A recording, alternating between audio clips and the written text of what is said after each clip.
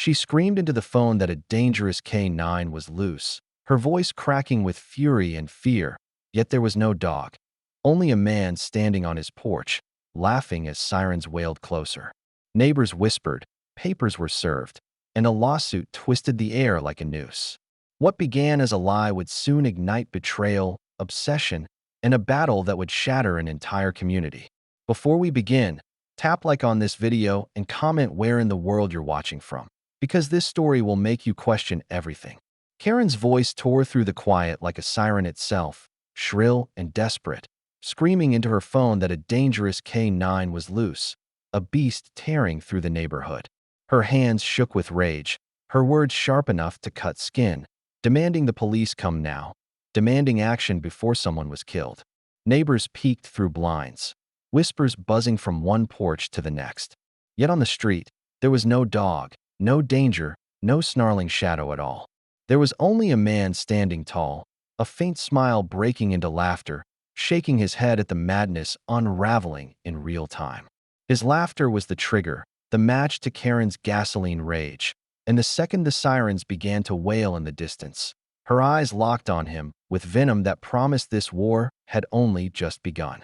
The screech of tires hadn't even hit the curb when a stack of papers slapped against his chest. A lawsuit. Karen's handwriting scrawled across the envelope, her voice dripping venom as she declared she was suing him for endangering the entire community. A dog that didn't exist had become her weapon, a phantom she had sharpened into a legal blade. He stared at the papers, then back at her trembling fury, and laughed again. That laugh only enraged her more, her face twisting, her fists tightening around the phone as she shrieked that he would lose everything by the time she was done. But the laughter carried power. It wasn't just defiance, it was survival. Because this wasn't the first time Karen had struck, and it wouldn't be the last. Every neighbor knew it, but they stayed silent, afraid of being next on her list. Fear was the leash she kept on the street, and tonight, she yanked it tight. As the papers slid from his hand to the ground, a hush fell over the homes. Everyone felt it. This wasn't a petty argument anymore. It was war, and the battlefield was about to be chosen not by truth, but by who controlled the narrative. Sirens grew louder, shadows stretching as the cruisers turned the corner. Karen's voice rose again, this time not in desperation but in triumph, announcing to the watching neighbors that justice was coming, that the authorities would finally take him down. Her eyes gleamed with a dangerous satisfaction, convinced that her lie had already taken root deep enough to strangle him.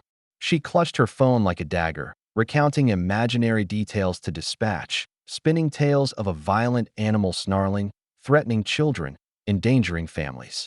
Each word added to the weight pressing down on his chest, each accusation painting him into a corner that wasn't even real. But he didn't shrink. He didn't fold. Instead, he stepped forward, laughter still rolling, not out of arrogance, but out of the absurdity that this was his life now. A lawsuit over a ghost, cops racing toward him over a phantom dog. Neighbors gasped, some shaking their heads in disbelief, others secretly thrilled at the drama spilling into the street. This wasn't just HOA politics anymore. It was theater, it was betrayal waiting to be uncovered, it was obsession at its ugliest. And every second built the tension higher, every heartbeat a drum leading to the first blow of war. The squad car screeched to a stop, headlights washing the scene in sharp light. Karen raised her hand like a victim pointing to her predator, her voice breaking as she painted him as a monster hiding a dangerous K9. The officers stepped out, hands resting on their belts, scanning the yard with suspicion carved into their eyes. The crowd leaned forward, waiting, holding their breath. The papers still lay on the ground between them, one word bold across the top: lawsuit. He stood there, laughter fading into a silence colder than steel, eyes locked on the officers who now faced him. The war had moved from whispers to the law, and in that moment, every neighbor wondered the same thing he did. Would the police believe the truth, or would they believe her lies? The lawsuit hit like a hammer, the words inside more venomous than any scream Karen had ever unleashed. She accused him of harboring a dangerous animal, of creating fear and chaos across the neighborhood, of deliberately hiding a K9 she swore was real. Every accusation was written as if she had lived through it, every line dripping with lies that twisted fiction into a weapon. Neighbors gathered in whispers, some secretly entertained, others terrified. Because if she could invent a dog and make it law, what chance did anyone else have against her? He read the claims with a steady gaze, the edges of his lips curling in disbelief. Karen's obsession wasn't about safety, it was about control. This wasn't a woman protecting a community. This was a woman trying to crown herself queen of it. Every page was proof that she wanted power, even if it meant burning down reputations to get it. But he wasn't the first to see her madness. A quiet neighbor stepped closer that night, voice low, eyes darting to make sure no one heard. He whispered that Karen had done this before, not with dogs, but with fences, noise complaints, imaginary threats that destroyed families one by one. She thrived on conflict, feeding off fear, and when her victims broke, she celebrated. The man clenched the papers in his hand, the laughter gone now, replaced by something sharper, colder. He realized this wasn't just about him anymore. It was a game she had played with others, a cycle she had perfected, and if he didn't break it, the next target would already be chosen. The neighbor's voice shook as he begged him to be careful, to watch his back, because Karen didn't stop at rumors. She dug into people's lives, their jobs, their families. She would scorch the earth if it meant winning. That warning sat heavy on his chest, not out of fear, but out of a promise that this time she would not win. The HOA board was the next battlefield. Split down the middle, some leaned toward Karen's shrill accusations. Others rolled their eyes, but said nothing out of cowardice. The room was tense, Karen waving her papers like weapons, shouting about safety, about rules, about justice. He responded not with shouts, but with calm defiance, exposing the absurdity of a lawsuit built on an invisible animal. His words carried truth, but truth alone doesn't always win. Some eyes lowered, unwilling to meet his. Others glared, eager to side with Karen's chaos. Each sentence left the board fractured further, and he knew in that moment that logic would not save him. He would have to fight her lies with something stronger, something undeniable. The tension rose until the board cracked, unable to make a decision, pushing it into the hands of the court. Karen smirked, victory flashing in her eyes, and the man felt the walls of her trap closing in. But then came the twist, an announcement of an emergency hearing. A judge wanted this case fast-tracked, the community's whispers now loud enough to reach the courthouse. Karen nearly glowed with satisfaction, her voice trembling with triumph as she declared that soon the entire town would know the truth, that his lies would be ripped apart in front of everyone. But the truth was already known. There was no dog, no danger, nothing but her obsession. The real question wasn't whether the dog existed. It was how far Karen was willing to go to make it exist. That night, the man sat alone, replaying the neighbor's warning, replaying Karen's twisted smile, replaying the way the board had fractured like glass under pressure. He knew she had something planned, something bigger, something crueler. And as the clock ticked toward the hearing, his chest burned with one thought. If she was willing to fabricate an entire K9, what would she bring to court to convince the world it was real? The answer arrived at the hearing itself. The doors creaked open, the room silent as Karen strutted in with a folder clutched against her chest. She didn't just look confident. She looked unstoppable, like someone who had already won. She slid the folder onto the table with a snap, her eyes locking on him with venomous glee. The judge raised a brow, asking if she had evidence. Karen's lips curved into a chilling smile as she pulled out photographs, one by one, laying them down like cards in a rigged game. The images were blurry, shadows and shapes barely resembling anything alive. But she spun a story around each one, pointing out fangs, claws, growls frozen in motion, insisting they prove the dog was real, that he had been lying, that the community was in danger. Gasps rippled through the courtroom, whispers spreading like fire. Her lies were evolving, mutating, becoming more convincing. The judge leaned forward, studying the photos with a frown, and Karen's grin widened as though the verdict had already been written in her favor. He sat there, jaw tight, pulse pounding. For a moment, the weight of her lies pressed against him, daring him to break. But he refused. His laugh broke the silence again, sharp and cutting, filling the courtroom with disbelief.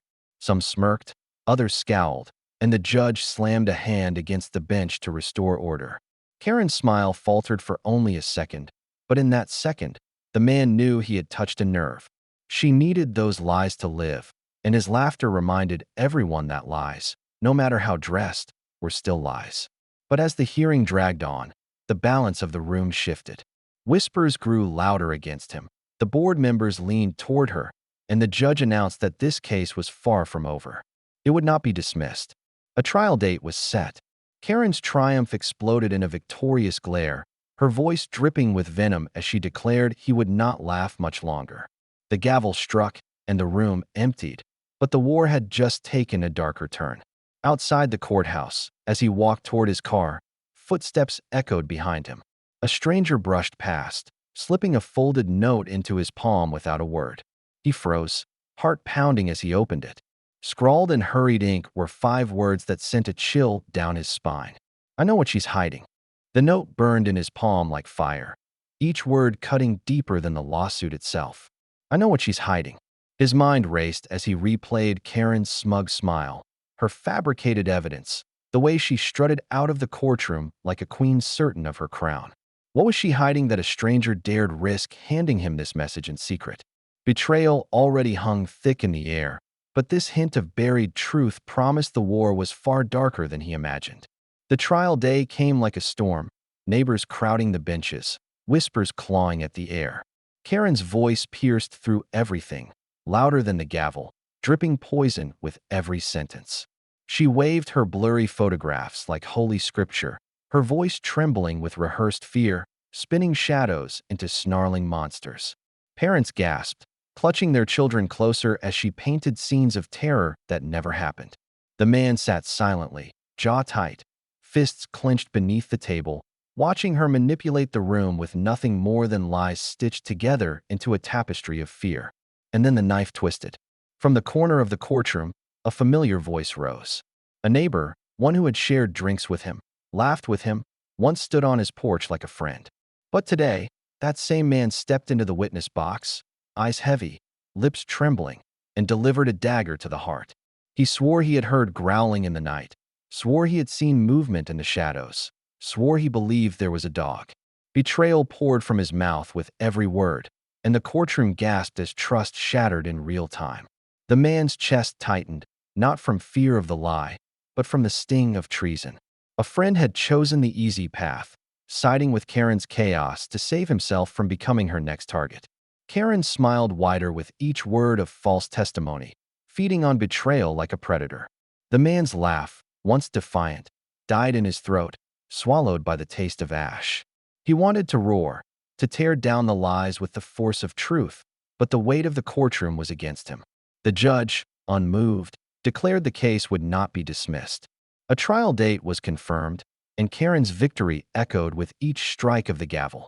The neighbors left the room with shaken eyes, some convinced, some unsure, but all of them changed. What was once whispers on the street had become a wildfire inside the halls of justice. But the war wasn't finished.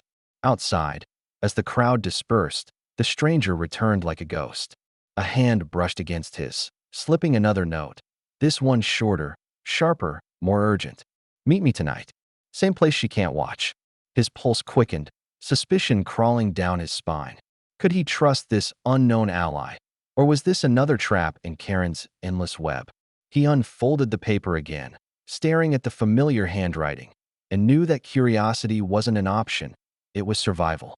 If Karen's lies were bold enough to twist friends into traitors, then her secrets had to be worse. That night, under the heavy silence of the street, he followed the note's direction. A shadow leaned against a wall, half hidden, voice low but cutting through the quiet like a blade. "Karen doesn't just invent stories," the stranger said. "She buries her own. She's hiding something that could rip her throne apart." The words clawed at his chest, each one heavier than the last. He demanded to know what it was, but the stranger only shook their head, pressing a small envelope into his hand. "Proof," the stranger muttered, before vanishing into the night as suddenly as they had appeared. Inside the envelope was a single photograph, and what it showed made his blood freeze. Not a dog, not evidence of his innocence. Something darker, something tied to Karen's past that she had buried so deep no one dared whisper it aloud. His heart hammered as he stared at it. realizing this wasn't just about a lawsuit anymore. It was about exposure. If this came to light, Karen's lies wouldn't just collapse. Her entire world would burn. He clenched the photograph in his fist, 1,000 thoughts crashing at once. Karen's voice echoed in his head, her smirk, her endless declarations that she would destroy him. For the first time, he didn't just want to survive her games, he wanted to end them. But the weight of betrayal still lingered, the sting of his friend's false testimony carving deeper with every breath. Trust had become a rare currency, and every ally felt like a possible enemy. His chest tightened with the question that wouldn't leave his mind. Was the photograph salvation, or was it another trap? The courthouse loomed ahead, the trial date fast approaching, Karen sharpening her lies into sharper blades. She had betrayal on her side, manipulation on her tongue, and a community leaning toward her chaos. But he had this photograph, this crack in her armor, this whisper of truth. And as he walked forward, clutching it like a weapon, one thought pulsed like thunder. If Karen was hiding something this dark, what else was she willing to destroy to keep it buried? The photograph weighed heavier than any lawsuit, heavier than every whispered accusation that had been thrown his way. Karen's lies had always been loud, public, dramatic, but this was different. This was silence turned into proof, a secret Karen would bleed to keep hidden. He couldn't shake the stranger's voice from his mind. She doesn't just invent stories, she buries her own. His chest burned with questions, the kind that claw at the mind until sleep becomes impossible. What truth was worth all this madness, all this obsession, all these carefully built lies? He didn't have to wait long for an answer. Days later, a knock rattled his door. Standing there was a man who carried the weight of exhaustion in his eyes, a face he vaguely remembered from years past. One of the original HOA board members, long gone after Karen had risen to power. His voice was low, brittle, but filled with urgency. Karen's obsession didn't begin with you, he said. It began with what she lost. His words unfolded like knives carving into old wounds. Years ago, Karen had owned a dog, a real one, a loyal companion that met a violent end in an accident no one could have prevented. The grief broke her, but instead of healing, she turned it into rage. She began projecting that pain onto anyone who reminded her of what she had lost. Her crusade against dogs, against neighbors, against imagined threats, it wasn't random. It was her twisted therapy, her way of controlling a world that once ripped control away from her. For a moment, pity stirred inside him, a dangerous emotion in the middle of war. It almost made sense, almost. But pity turned to steel as the board member leaned closer and whispered that Karen wasn't just fueled by grief. She was fueled by corruption. She had silenced anyone who dared to expose her lies, bribed those who threatened her rule, and buried the past beneath paperwork and payoffs. He slid a small stack of documents across the table. Financial records, shady transactions, funds drained from HOA accounts. Proof that Karen wasn't protecting the community at all, she was feeding off it. The man's pulse thundered in his chest as he scanned the pages, each number a nail in her coffin. But betrayal was never far behind. Karen moved faster than anyone expected. The very next day, the board member vanished. Calls went unanswered, his house dark, his car abandoned in the driveway. By morning, a shattered phone appeared on the man's porch, screen cracked, as if dropped there deliberately. Fear wasn't Karen's weapon anymore, intimidation was. Her message was clear. Allies would not last. Anyone standing against her would be broken.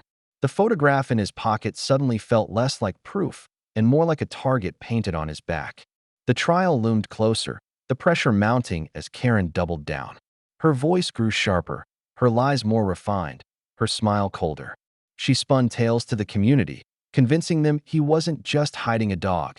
He was dangerous, reckless, a threat to families. Her charisma was poison, dripping into ears until neighbors who once waved now turned their backs.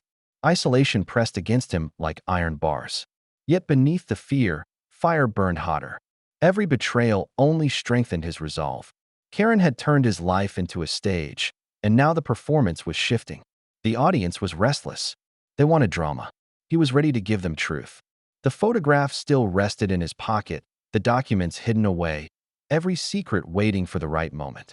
He knew Karen was bracing for war, expecting his moves, watching every step he took. But she couldn't watch everyone. Whispers in the community hinted that some were starting to question her. Quiet conversations, hushed doubts, small cracks in her fortress. He seized on them, planting seeds of truth where fear once reigned. Karen fought harder, lashing out in meetings, raising her voice until it shook, bribing those who hesitated. But cracks spread, and the foundation beneath her throne began to tremble. The night before the next hearing, his phone lit up with a message. No number, no name, just 5 words that twisted his stomach. She knows you have proof. His blood ran cold, every instinct screaming this was the beginning of something darker. Karen wasn't just on defense anymore. She was coming for him, for anyone tied to him, for anything that threatened her fragile empire. And if the shattered phone on his porch was any warning, she was willing to destroy lives to keep her secret buried. The gavel would fall again soon, and the war would erupt in front of the entire community. Lies against proof, fear against truth, Karen against the one man who refused to break. But as he stared at the warning glowing on his screen, his chest tightened with a new fear. This wasn't just about court anymore. This was survival. The next move could save him or bury him. Karen's attacks escalated like a storm, tearing through everything in its path. The 911 calls became relentless, her voice cracking with rehearsed terror as she screamed about growls in the night, shadows moving at her window, children crying in fear. Officers arrived again and again, each time more impatient, each time glaring harder at the man who stood at his door with nothing but empty air behind him. Neighbors leaned on fences, whispering accusations, watching as his life turned into a stage of constant sirens. Fear was no longer the leash Karen held. It was a chain she wrapped around his throat, and with every call she pulled tighter. Notes began appearing on his porch, scribbled in hurried ink, words dripping with threat. Remove the dog or lose everything. Fines from the HOA stacked like bricks, crushing his chest. Letters accusing him of disobedience, fees for violations he never committed. His reputation crumbled. Neighbors who once smiled now crossing the street, afraid to stand too close to someone branded dangerous. Karen had weaponized the board, the community, and the police. But the man refused to bow. Each note she left was fuel, each fine was gasoline, and his resolve became the spark. The HOA meeting was the breaking point. He stormed inside with fire in his chest, papers clutched in his hands, the truth carved into every page. He slammed them onto the table, his voice cutting through Karen's shrill accusations. There is no dog. There never was. The documents proved it. Veterinary records that didn't exist, animal control inspections that found nothing, officers who admitted they never saw a K9. He laid it all bare, daring the board to deny what was in front of them. For a moment, silence reigned. For a moment, truth seemed to win. But Karen was never unprepared.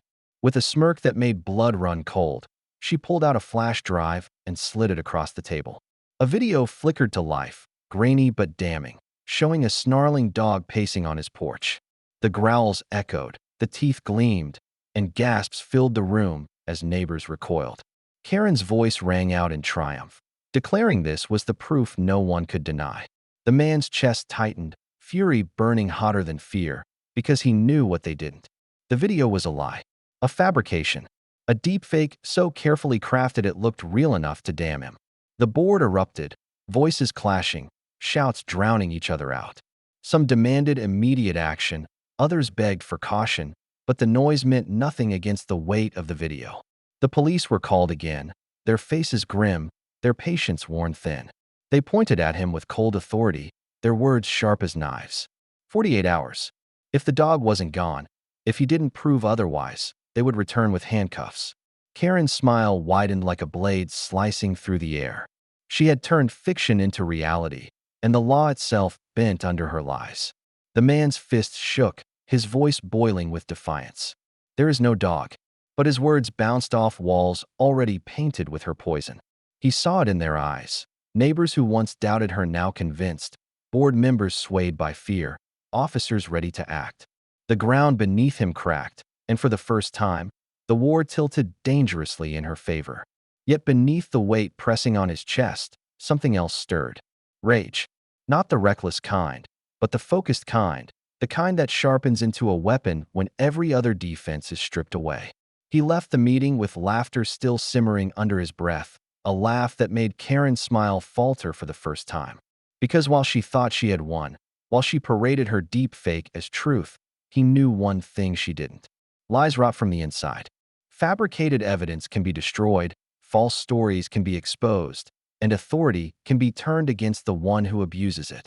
He clutched the photograph in his pocket, the documents hidden in his home, and for the first time, Karen's empire looked fragile. But fragility breeds desperation. That night, as he sat in silence, a rock shattered his window. Another note lay tied to it, scrawled in her furious hand. 48 hours. Tick-tock. His jaw tightened, his chest burned, and his thoughts thundered with one truth.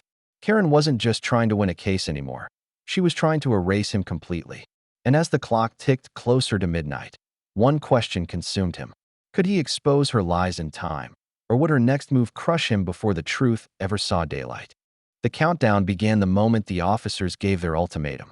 48 hours to get rid of a dog that never existed. 48 hours before the law itself turned into Karen's personal executioner. Every second ticked like a drumbeat in his chest, reminding him that truth alone wouldn't save him. Lies, when crafted with precision, were weapons, and Karen had sharpened hers into a blade pressed against his throat. But where she thought he was cornered, he saw an opening. If she could manipulate technology to destroy him, then technology could also be used to expose her. He reached out to experts, people who could dissect the deepfake with surgical precision. Engineers and analysts who spent years studying the fingerprints of digital forgeries leaned over their screens, replaying Karen's fabricated video frame by frame. Their verdict was swift and cutting. The snarl of the dog was borrowed from an old security clip. The lighting didn't match. The shadows betrayed themselves. It was fake, and now he had proof. Cold, undeniable proof that Karen's weapon was nothing more than smoke dressed as fire. The trial erupted with tension as the evidence was presented. The engineers took the stand, explaining how the footage had been manipulated, how the pixels betrayed the forgery. Neighbors gasped, some outraged, others ashamed at how easily they'd been fooled. For the first time, the balance of power shifted. Karen's smirk cracked, her voice rising in desperation as she accused everyone else of conspiring against her. Her words, once commanding, now sounded unhinged, frantic, dangerous. Her empire was trembling, and she felt it slipping away. But Karen wasn't finished. Her rage exploded like glass shattering, her voice shrieking across the courtroom as she accused the man, the engineers, the board, even the police of being part of some grand conspiracy against her. She pounded the table, her eyes wild, her words spilling like venom. The judge tried to silence her, but the damage was already done. The room no longer saw a leader protecting the community. They saw obsession unmasked, desperation clawing for control. Karen had overplayed her hand, and the audience began to turn. The man stood, his voice calm but cutting. He didn't just present proof of the deep fake. He demanded accountability. How many others had suffered under her lies? How many families had paid fines for crimes they never committed? How many reputations had been destroyed because Karen spun fiction into fact? His words ignited the room, neighbors shifting uncomfortably, the board members exchanging nervous glances. For the first time, doubt filled the air, and Karen could feel it choking her. And here is where I need you, the viewer, to imagine yourself sitting in that courtroom. If you had to choose in that moment, would you side with her rage or with the truth laid bare in front of you? Drop your answer in the comments right now, because this is where the story becomes more than just mine. It becomes a question of what justice really means. Karen's shriek cut through the silence as she pointed a trembling finger, promising vengeance, swearing she would burn the man's life to the ground. She stormed out, her heels striking the floor like war drums, her shadow trailing behind her like a threat that refused to die. The room exhaled, but no one felt relief, because everyone knew what the man already feared. Karen didn't surrender. She retaliated, and her next move would be the most dangerous one yet. Karen's threats hung like thunderclouds, her voice still echoing from the courtroom when she swore she would burn everything to the ground. But the storm broke against her instead. Investigators began digging deeper into her past, and what they uncovered was darker than any of her lies about a phantom K9. Hard drives were seized, files opened, and behind the mask of a victim, they found the truth of a predator. Dozens of forged complaints, staged calls, fabricated photos, and even the blueprint of the deepfake that nearly destroyed him. She hadn't just attacked him. She had built a career of chaos, targeting neighbor after neighbor until the entire community lived under her thumb. The raid on her home was the moment the illusion shattered. Police marched out with evidence boxes stacked high, neighbors staring in stunned silence. Those who had once whispered against him now stood ashamed, realizing they had been pawns in her twisted game. Karen was dragged out in cuffs, screaming betrayal, her eyes wild as she shouted that the neighborhood had turned against her, that they were all blind, that none of them would survive without her. The same mouth that once spun lies now exposed her as exactly what she was: obsession, corruption, and desperation wrapped in human form. The man watched it unfold not with joy, but with a quiet exhale that carried months of rage, fear, and exhaustion. Justice wasn't a celebration, it was survival. His name was cleared, the lawsuit dissolved, the board humiliated for allowing it to go so far. Neighbors who once avoided him now knocked on his door with apologies, with shame in their eyes, some admitting they had believed her lies, others confessing they had stayed silent out of fear. Forgiveness didn't come easily, but he knew healing didn't begin with anger. It began with truth, and truth was finally on his side. The community itself began to change. The board, fractured and weak, was rebuilt under new leadership. The endless stream of fines and threats stopped overnight. Families who had once lived in fear found their voices again, their laughter returning to streets that had been silenced for too long. Karen's reign of terror had left scars, but scars are reminders of survival, proof that even under siege, strength can endure. And in that survival was a lesson no one would forget: how easily lies could become law, and how vital it was to stand against them before they swallowed everything. The man stood in the center of it all, no longer isolated, no longer mocked. He became a reminder that standing tall, even when the world laughs at you, can turn fiction back into dust. His laughter, once seen as defiance, was now remembered as resilience. He had laughed at her lies because he knew the truth could not be erased forever. That laugh echoed in the memory of every neighbor who had watched the war unfold, a symbol that fear had lost its grip. And to you watching right now, think about what you've just seen. Lies nearly destroyed him, but truth exposed her. If you felt the weight of this story, if it broke your heart or lit a fire inside you, hit that like button, subscribe for more, and drop a heart in the comments so I know you're still with me. Because stories like this don't just entertain, they remind us of the battles we all face when lies threaten to silence truth. But even as peace returned, one shadow lingered. A voicemail left on his phone the night after her arrest, her voice sharp, broken, dripping with venom. This isn't over. And as the message played, the question that had haunted him from the beginning came roaring back. What would she be willing to destroy next?